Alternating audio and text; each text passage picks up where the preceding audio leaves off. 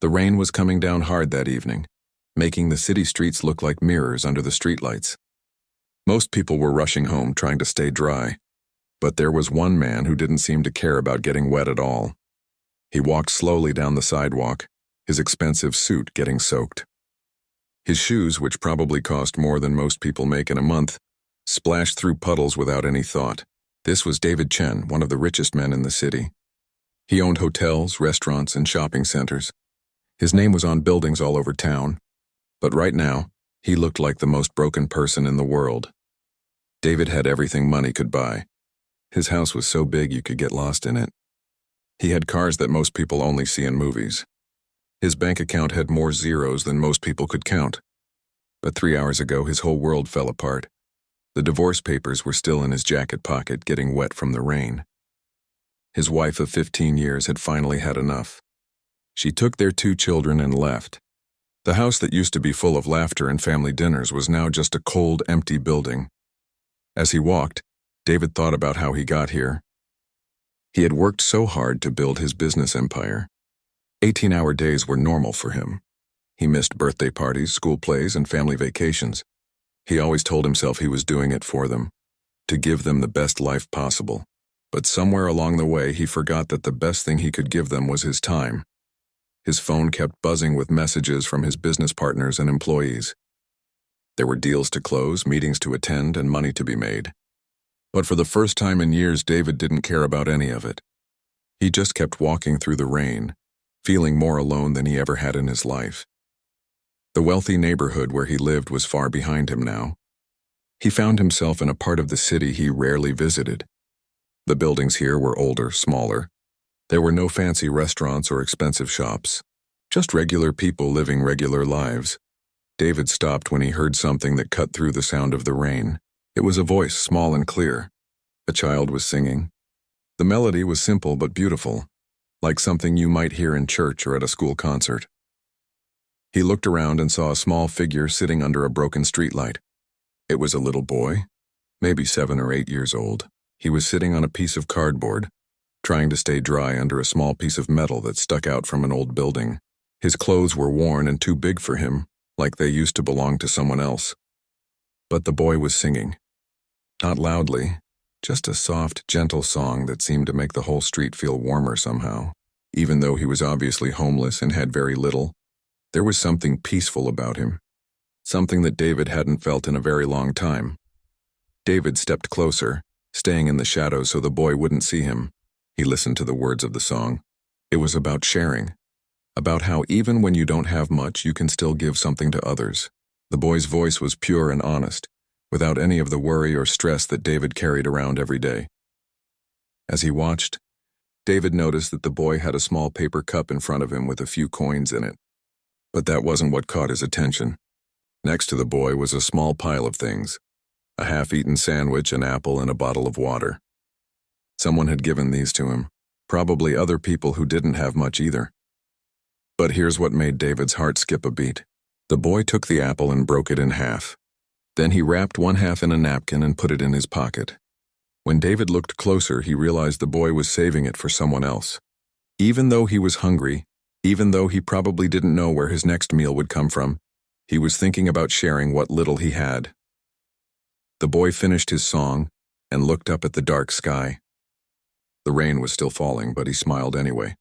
Then he did something that completely shocked David. He started talking as if someone was sitting right next to him. "I know you're hungry too," the boy said softly. "Don't worry, I saved you some of the apple. The nice lady who gave it to me said it was really sweet. We can split it when you get back." David realized the boy was talking to someone who wasn't there. Maybe another child, maybe a friend, maybe even an imaginary companion. But the way he spoke was so full of love and concern that it made David's chest tight with emotion. The boy reached into his pocket and pulled out a small, worn photo. Even from where David was standing, he could see it was a picture of 2 children, the boy and what looked like his little sister. The boy looked at the photo and whispered, "Don't worry, we'll find you soon. I'm keeping your half of everything safe." That's when David understood. The boy wasn't just sharing with anyone. He was saving food, saving whatever little bit of kindness strangers gave him, for his sister who was somewhere out there in the night. A sister he might not have seen in days or weeks, but who he still loved enough to go hungry for. David felt something break inside his chest. Here he was, feeling sorry for himself because his comfortable life had fallen apart. But this child who had nothing was still thinking about someone else, still finding ways to be generous when he had every reason to be selfish. The boy looked up at the sky again and said something that David would never forget for the rest of his life. "It's all I have, but we can share it," the boy said, holding the wrapped apple half close to his heart. "That's what family does. We take care of each other no matter what." Those simple words hit David like lightning. This child, sitting alone in the rain with nothing but cardboard under him and worn clothes on his back, understood something about family that David had completely forgotten. Family wasn't about big houses or expensive gifts. It was about being there for each other. It was about sharing whatever you had, even when it wasn't much. David stood there in the rain, watching this brave little boy who had just taught him the most important lesson of his life. For the first time in years, David felt something other than the constant pressure to make more money and close more deals. He felt humility. He felt shame for the way he had treated his own family. But most of all, he felt a strange sense of hope. The boy started singing again, the same gentle melody about sharing and caring. And David realized that this moment, standing in the rain listening to a homeless child sing about love, was going to change everything. David couldn't move. He stood there in the rain, completely frozen by what he had just witnessed. The little boy's words kept echoing in his mind like a song that wouldn't stop playing. "It's all I have, but we can share it." The rain was getting heavier now, and David watched as the boy tried to pull his thin jacket tighter around himself. The piece of metal above him wasn't doing much to keep him dry anymore. Water was dripping down everywhere, but the boy didn't complain. He just kept humming that same gentle tune. Finally, David stepped out of the shadows. His heart was beating so fast he could hear it over the sound of the rain.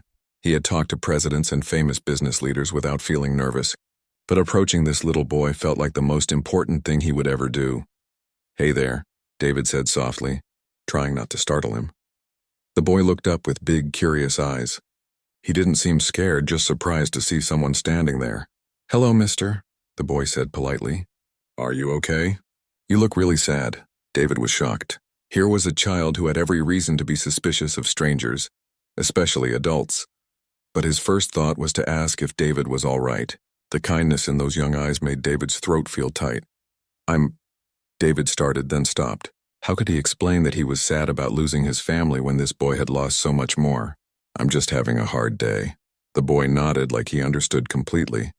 "Hard days are tough," he said seriously. "But they always end, and then you get a new day to try again." David knelt down so he could be at the same level as the boy. Up close, he could see how thin the child was, how his clothes were patched in several places. But his eyes were bright and alert, full of a wisdom that seemed too old for his young face. "What's your name?" David asked gently. "I'm Tommy," the boy said with a small smile. "What's yours?" "I'm David. Tommy, can I ask you something?"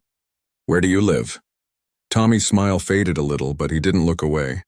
"I live lots of places," he said quietly. "Sometimes here, sometimes over by the park, sometimes under the bridge when it's really cold. Wherever feels safe for the night." David felt his heart breaking all over again. "What about your family? Your parents?" Tommy was quiet for a long moment. He looked down at the wet cardboard beneath him, then back up at David. "My mom got really sick last year," he said in a voice so quiet David had to lean in to hear him. "She couldn't take care of us anymore. The people from the city came and said they were going to take me and my sister somewhere safe, but we got scared and ran away." "Your sister," David said, remembering the photo and the saved apple. "The one you were talking to earlier?" Tommy's face lit up like Christmas morning. "You heard me talking to Lisa?" "Yeah, she's my little sister. She's only 5, but she's really brave. We got separated 3 days ago when some older kids chased us. I've been looking for her everywhere." David's chest felt so tight he could barely breathe. This little boy had been alone on the streets for 3 days searching for his baby sister. And he was still thinking about saving food for her, still believing he would find her. "Tommy," David said carefully, "have you eaten today?" The boy shrugged. "A nice lady gave me that apple and sandwich earlier. I ate half the sandwich, but I'm saving the rest for Lisa. She gets hungrier than me because she's smaller." David reached into his wallet and pulled out some bills. Here, take this. You can buy yourself some food and something for Lisa too when you find her. But Tommy shook his head and gently pushed the money away. That's really nice of you, Mr. David, but I can't take that much money. It wouldn't be right. I didn't do anything to earn it. David stared at him in amazement. Here was a hungry, homeless child turning down money because he didn't think he deserved it. Meanwhile, David had spent his whole life taking whatever he could get. Whenever he could get it without thinking about whether it was right or wrong. Tommy, David said, his voice shaking a little, you don't have to earn kindness. Sometimes people just want to help.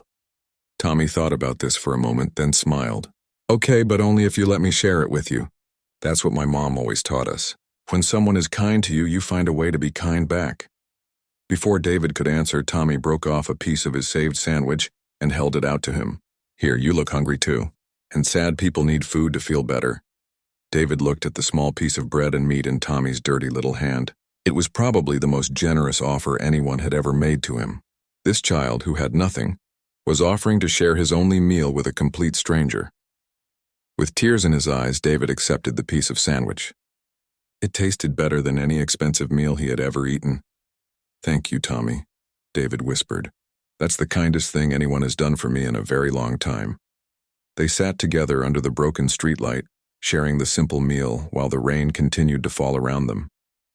Tommy told David about his sister, how she loved to draw pictures and sing songs, how she always made him laugh even when things were scary. She's probably looking for me too, Tommy said confidently. We promised each other we'd never stop looking. Family doesn't give up on family. Those words hit David like a punch to the stomach. Family doesn't give up on family, but that's exactly what he had done, wasn't it? He had given up on his wife and children long before they gave up on him. He had chosen work over family dinners, money over bedtime stories, success over being present. Tommy, David said slowly, what if someone in your family made big mistakes? What if they hurt people they loved without meaning to? Tommy looked at him with those wise young eyes.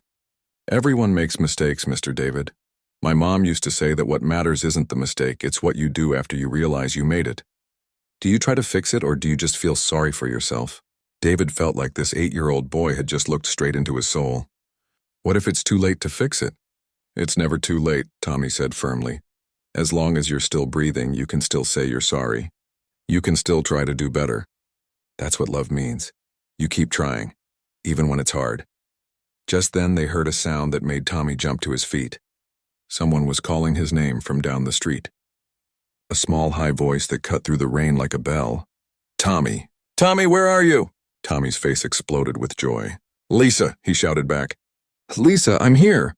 A tiny figure came running down the sidewalk, splashing through puddles without caring about getting wet. It was a little girl with tangled hair and clothes even more worn than Tommy's. She threw herself into her brother's arms like she hadn't seen him in years instead of just days. I found you, she cried, hugging him so tight David thought she might never let go. I looked everywhere. I was so scared. I told you I'd find you, Tommy said, his voice muffled because his face was buried in his sister's hair. I saved you food and everything. I knew we'd be together again. David watched this reunion with tears streaming down his face. He was witnessing pure love, the kind of love he had forgotten existed, the kind of love he had thrown away without realizing how precious it was. And in that moment, watching these two children hold each other in the rain, David knew exactly what he had to do. David watched Tommy and Lisa hold each other, and something inside him completely changed. The rain was still falling, but it felt different now. Like it was washing away all the wrong ideas he had carried around for years. Lisa, this is Mr. David, Tommy said, turning to his sister but keeping one arm around her. He shared his food with me and he's really nice. Lisa looked up at David with the same bright eyes as her brother. She was so small and fragile, but when she smiled it was like sunshine breaking through clouds. Thank you for taking care of my brother, she said in her tiny voice. Tommy always takes care of me, so when someone takes care of him, it makes me really happy. David had to wipe his eyes again. These children had been living on the streets, separated and scared, but their first thoughts were still about each other. About being grateful. About love. Tommy, David said, his voice shaky. Lisa, you can't stay out here in the rain. Please let me help you. Let me find you somewhere warm and safe to sleep tonight." The children looked at each other, having one of those silent conversations that siblings can have. Finally, Tommy spoke up. "That's really kind, Mr. David, but we've learned to be careful about going places with grown-ups we just met.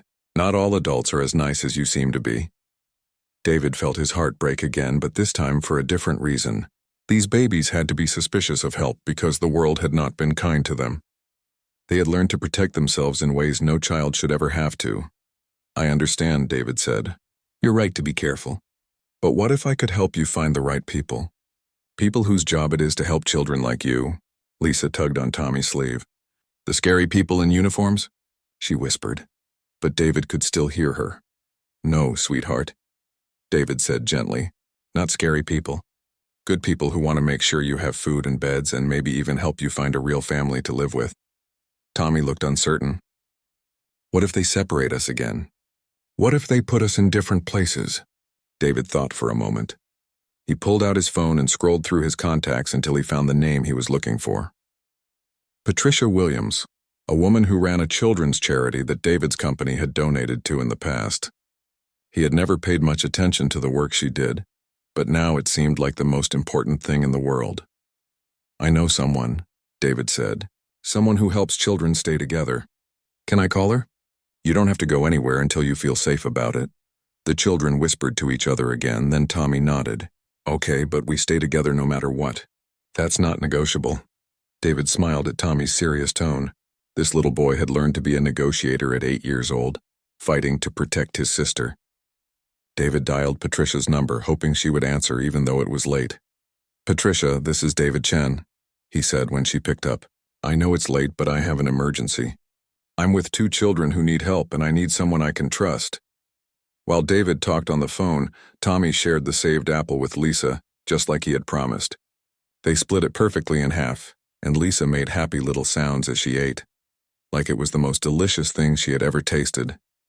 "She's on her way," David said, hanging up. "Patricia runs a place where children can stay together, while they figure out what happens next. She promised me that you two won't be separated." "Really?" Lisa asked, her eyes wide. "We can stay in the same room?" "She promised," David said. "And she's someone who always keeps her promises." While they waited, David did something he hadn't done in years. He sat down on the wet ground next to the children and really listened to them. Tommy told him about how he and Lisa took care of each other, how they shared everything they found, how they made up games to stay happy even when things were scary. Lisa showed David a small drawing she had made on a piece of cardboard with a crayon she had found. It was a picture of 2 stick figures holding hands under a rainbow. "That's me and Tommy," she explained proudly. "We're always together even when the sky is crying." David realized that these children who had lost everything were richer than he had ever been. They had something he had thrown away, the knowledge that love was more valuable than anything money could buy. "Can I tell you something?" David asked them. "You two have taught me the most important lesson I've ever learned." "What's that?" Tommy asked curiously. "You've taught me what family really means. I used to think being a good father meant buying expensive things and working hard to make money. But you've shown me that being family means being there for each other. It means sharing what you have, even when you don't have much. It means never giving up on the people you love." Tommy nodded seriously. "Our mom taught us that. She said love isn't about what you can buy for someone. It's about what you're willing to give up for them." When Patricia arrived, she was exactly what David had hoped for. A warm, kind woman who immediately knelt down to the children's level and spoke to them like they were the most important people in the world. "Hello, Tommy." "Hello, Lisa," she said softly. "I'm Patricia. I heard you two are very brave and very good at taking care of each other." The children stayed close together, but David could see they felt safe with her. She didn't rush them or make them feel pressured. She just talked to them about simple things until they started to relax. "Mr. David says you have a place where we can stay together," Tommy said carefully. "I do," Patricia said. "It's a house where children live while we help find them permanent families. You would have your own room, but it would have 2 beds so you could stay together. And there's a kitchen where you could have real meals every day." Lisa's eyes got very wide. "Real meals? Like with vegetables and everything?" Patricia smiled.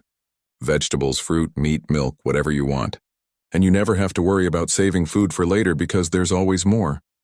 David watched as hope began to grow in the children's faces, but he also realized something else. His own work here wasn't done.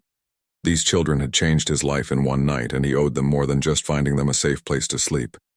Patricia, David said, I want to help. Not just tonight, but really help. I want to make sure Tommy and Lisa have everything they need. That's wonderful, David, Patricia said. We can always use support. But David was thinking bigger than just writing a check.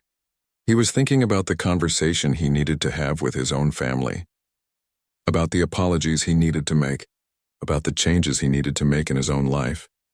Tommy, Lisa, David said, getting down on one knee so he could look them in the eyes. I need to ask you a favor. What kind of favor? Tommy asked. I need you to teach me how to be brave, David said. Tomorrow I have to go talk to my own family and tell them I'm sorry for not being the father and husband I should have been. I'm scared they won't forgive me. But watching you two tonight, seeing how brave you are, makes me think maybe I can do it too. Tommy reached out and patted David's hand, the same way he might comfort his little sister. Being brave doesn't mean you're not scared, Mr. David. It means you do the right thing even when you are scared. And in that moment, David knew that these two small children had just given him the courage to fight for his family, the same way they had fought for each other.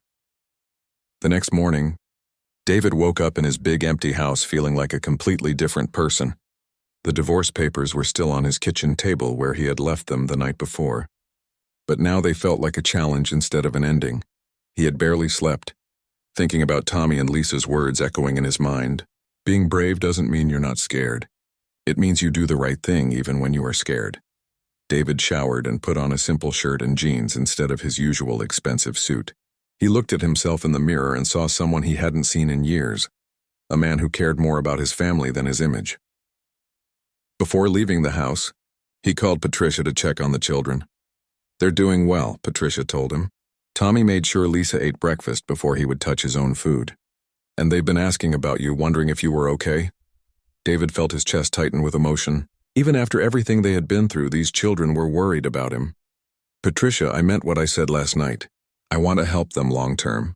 Whatever they need, education, medical care, a real home when they're ready. I want to make sure they have every opportunity in life. That's wonderful, David. But right now, I think the best thing you can do is take care of your own family situation. Tommy specifically asked me to tell you to be brave today. David smiled despite his nervousness. An 8-year-old boy was giving him courage from across the city.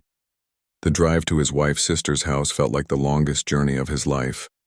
David knew that's where Rebecca had taken their children, Michael and Anna. His hands were shaking as he parked outside the familiar suburban home. Through the window, he could see his 12-year-old son Michael doing homework at the kitchen table. His 9-year-old daughter Anna was coloring in a book nearby. They looked so normal, so peaceful, but David could see the sadness in their faces even from outside. Rebecca answered the door when he knocked. She looked tired and hurt, but not angry. That gave David a tiny bit of hope. David, she said quietly, I wasn't expecting you. I know, David said, his voice barely above a whisper.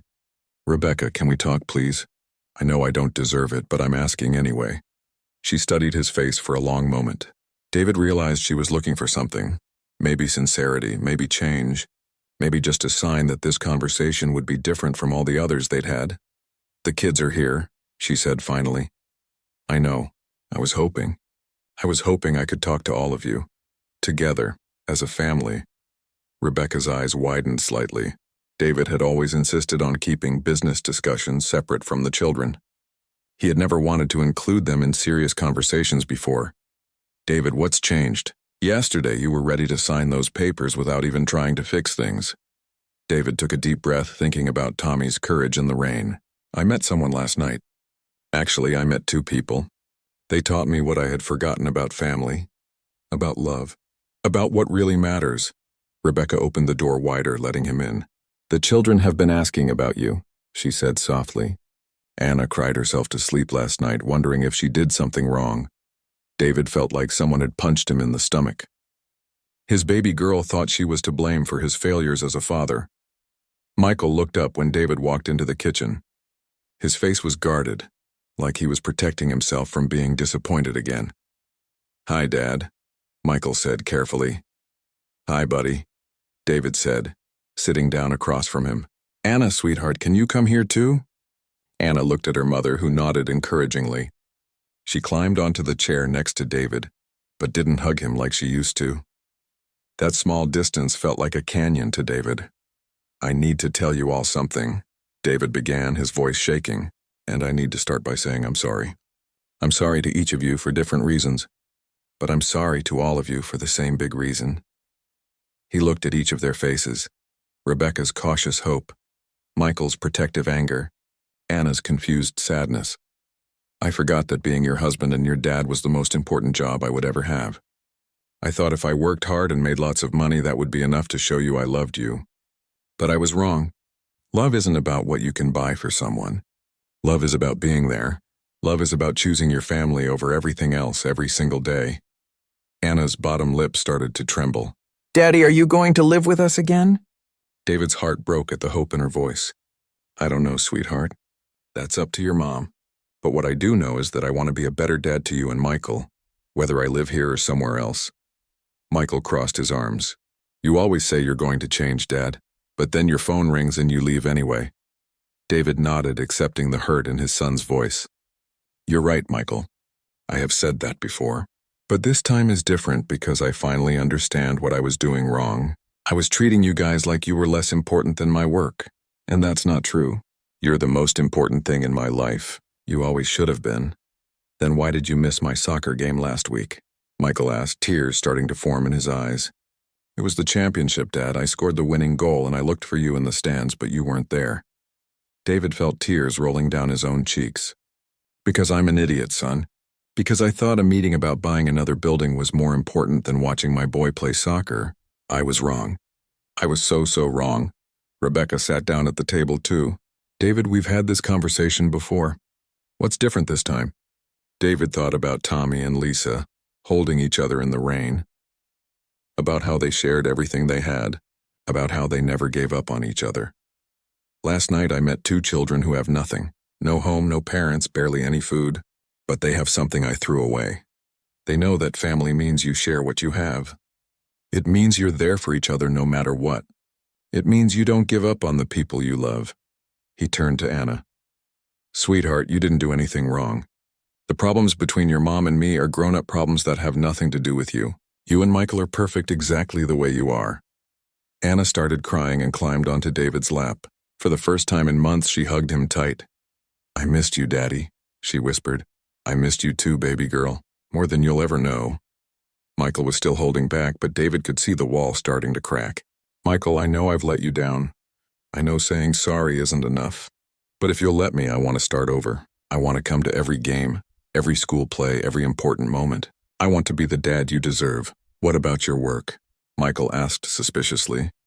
David thought about the dozens of meetings he had scheduled, the deals waiting to be closed, the money waiting to be made. For the first time in his adult life, none of it seemed important. "Work will still be there," David said firmly, "but you kids will only be young once.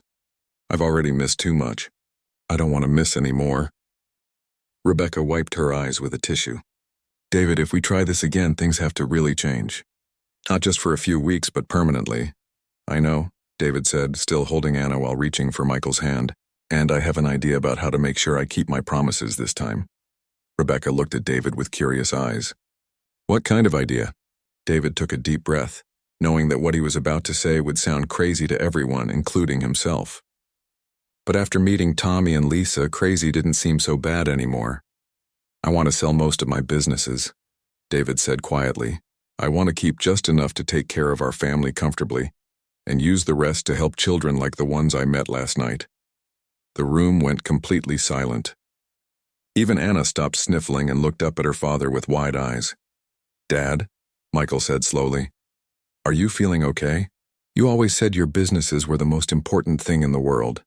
David smiled at his son's confusion. "I used to think that, buddy, but I was wrong about a lot of things. The most important things in the world are sitting right here at this table." Rebecca shook her head in disbelief. "David, you've worked your entire adult life to build that empire. You can't just throw it all away." "I'm not throwing it away," David explained. "I'm using it for something better, something that matters." Those 2 children I met last night, they're staying at a shelter right now. But there are thousands more just like them. Kids who need help, who need someone to care about them. He stood up and started pacing, the excitement growing in his voice. Rebecca, what if we could build real homes for them? Not just shelters, but actual houses where children could live together, where they could feel safe and loved. What if we could make sure every child had enough food, a good education, people who cared about them? Anna tugged on David's shirt. Daddy, are you talking about the kids who don't have mommies and daddies? Yes, sweetheart. Kids who need families to love them. Anna's face lit up. Can we help them? Can we be their family too? David felt his heart swell. His 9-year-old daughter had just understood something that had taken him 45 years to figure out. That's exactly what I'm talking about, Anna. We could help lots of children. We could make sure they have everything they need to be happy and healthy. Michael was starting to look interested too. Like we could build them schools and playgrounds and stuff. Whatever they need, David said, sitting back down. Schools, playgrounds, medical care, people to teach them and take care of them. We could create a place where no child ever has to feel alone or scared or hungry. Rebecca was quiet for a long time, thinking. David, this is a huge decision. You're talking about changing our entire life. I know, David said, reaching for her hand. But meeting Tommy and Lisa last night showed me that our life was already broken. We had all this money, this big house, all these expensive things, but we weren't happy. We weren't even really together anymore. He squeezed her hand gently.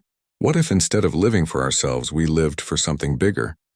Something that could make a real difference in the world? Would we still have enough money for our family? Rebecca asked practically. More than enough, David assured her. We could live very comfortably and still help thousands of children. The money I spend on one business deal could feed and house kids for months. Anna climbed back onto David's lap. Daddy, could Tommy and Lisa come live with us? David felt tears in his eyes again. Well, sweetheart, they have their own special place to live now. But maybe we could visit them and make sure they have everything they need. Would you like that? Yes, Anna said excitedly. I want to meet them. They sound really nice. Michael looked thoughtful. Dad, if you do this, does that mean you won't have to work so much? Does that mean you could come to my games and stuff? That's exactly what it means, David said firmly. Instead of spending all my time in meetings and on phone calls, I could spend time with you guys. We could have family dinners every night. I could help you with homework. We could take vacations together. Rebecca wiped away a tear. David, 6 months ago. If someone had told me you would suggest giving away most of your money to help children, I would have said they were crazy. 6 months ago, they would have been right, David admitted. But something changed in me last night. I saw what real love looks like. I saw what it means to put family first, to share what you have, to never give up on the people who matter. He looked at each of them. I spent so many years chasing money and success, thinking that would make us happy. But Tommy and Lisa, who have nothing, are happier than we've been in years. They know something I forgot. That love and family are the only things that really matter. Rebecca stood up and walked to the window, looking out at the yard where the children used to play before everything fell apart. What would we call this foundation, or whatever you want to build? David smiled. He hadn't expected her to start thinking about details so quickly. I don't know yet. Maybe something simple, something that reminds us why we're doing it. The sharing foundation, Anna piped up. Because that's what families do. They share. David looked at his daughter in amazement. That's perfect, sweetheart. Absolutely perfect. Michael was getting excited now, too. Could I help? Like, could I play soccer with the kids who live there? You could do whatever you want to help, David said. This could be something we do together, as a family. Rebecca turned back to them, and David could see something he hadn't seen in her eyes for a long time. Hope. David, if we do this, there's no going back. Once you sell those businesses, once you commit to this, it has to be permanent. You can't change your mind in 6 months when the work gets hard or when you miss making big deals. David stood up and took both of her hands. Rebecca, last night I was the most miserable man in the world. I had everything money could buy, but I had lost everything that actually mattered. Meeting Tommy and Lisa showed me that there's a different way to live, a better way. He looked into her eyes. I don't want to be the kind of man who chooses money over family anymore. I don't want to be the kind of father who misses his children's childhoods. I want to be the kind of man who makes the world a little bit better, who helps children who need help, who puts his family first every single day. Anna jumped up and down. Mommy, can we do it? Can we help the kids? Michael nodded eagerly. Yeah, Mom, this sounds really cool. And maybe Dad won't be grumpy all the time anymore. Rebecca laughed despite her tears. You were pretty grumpy, weren't you? I was angry at the wrong things, David said. I was frustrated with work and taking it out on you guys. I'm done with that. I'm done being the kind of person who's too busy for the people he loves. Rebecca looked at the children, then back at David. Okay, she said quietly. Okay, let's try. But David, I mean it, this has to be real change. Not just for the foundation, but for us, for our family. David felt like his heart might explode with happiness. I promise, Rebecca. I swear on everything I love that this time will be different. Anna clapped her hands. We're going to help so many kids. They're going to be so happy. And for the first time in years, David believed that they were all going to be happy too.